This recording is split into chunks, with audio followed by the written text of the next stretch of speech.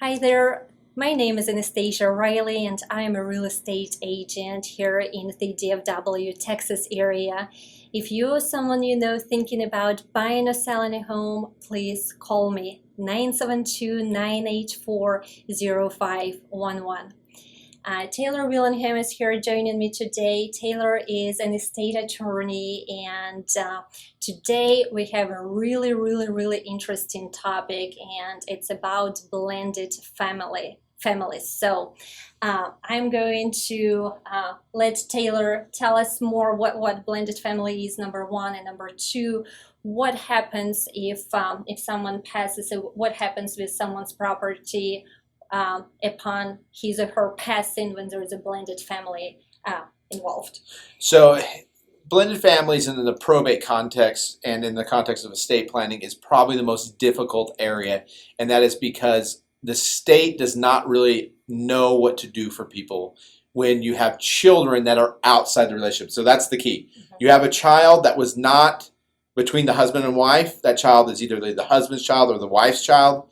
If that's the situation, you're a blended family. So the reason why it creates a problem, and I'll tell a story to make it the easiest way. So I had a client that came into my office. She had no will, no trust was done. So it was state law that was going to distribute the property. So she comes in, she says, well, we had a child together, and I was like, okay. So I did what's called an application to determine heirs. Okay, so we got to find out who's supposed to be the heirs. The court hires an attorney to go and investigate to make sure that the husband only had the one child. Well, lo and behold, what ends up happening is he had a child when he was 16 years old. Now, he never really knew the child. Mm-hmm. He never was involved in the child's life. He just had the child, and the child was born, and the mom took the child and raised the child. And he never really communicated to his wife anything about this child. Well, when she came back to me, I had to tell her, state law leaves none of his property to her. It left it all to the children, the two of them equally.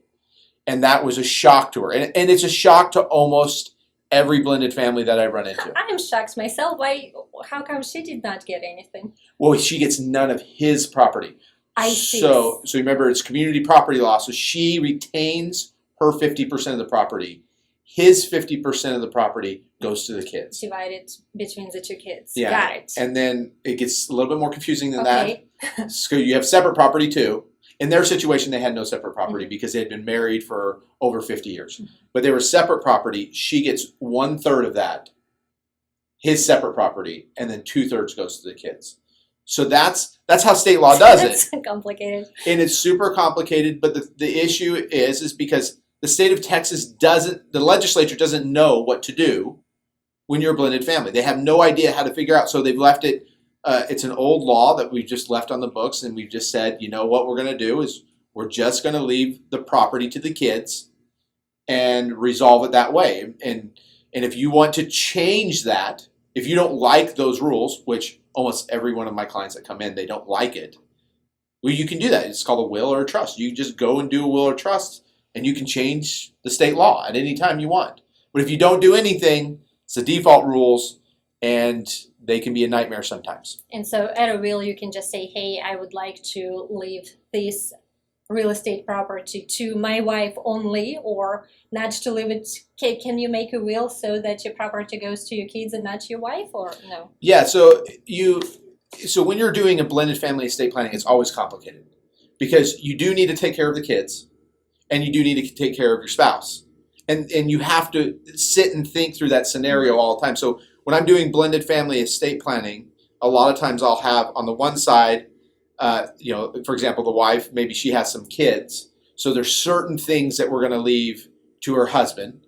And then we're going to also try to make sure that her kids are taken care of upon her passing. So her children aren't bothering the spouse going, when am I going to get my inheritance? Because that's bad estate planning. So you should always take the time out and try to consider both parties, my children and my spouse, in a blended family scenario. That's good estate planning, and that's the best way to handle any kind of blended family situation. Well, it sounds like you are really experienced on the topic. So I think the best advice we have is maybe schedule a consultation with you. If you're a blended family, yes, absolutely, you should have your estate planning done. There's no excuse. I mean, if you're not a blended family, you can kind of get away with not having estate planning done because the state usually determines the correct distribution.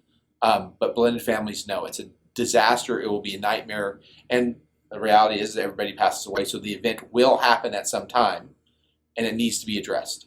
All right, so if you have a blended family, call Taylor. Taylor, what is the best number for you, sir? 214-250-4407. If you want to go to my web page, it's sometimes easier to remember. It's willprobateattorneys with an S at the end.com. Awesome. Thank you so much, Taylor. Thank you all for watching.